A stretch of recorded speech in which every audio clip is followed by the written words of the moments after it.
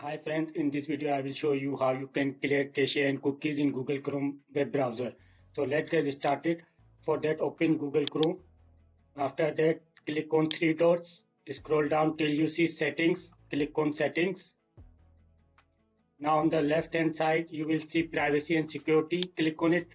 Scroll down till you see delete browsing data, click on it. Now here make sure you are in basic. After that select time range which you want. I want to delete my all time cookies and cache from Chrome.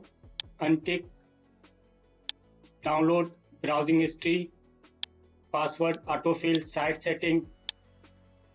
Make sure just take cookies and cached image file and then click on delete data.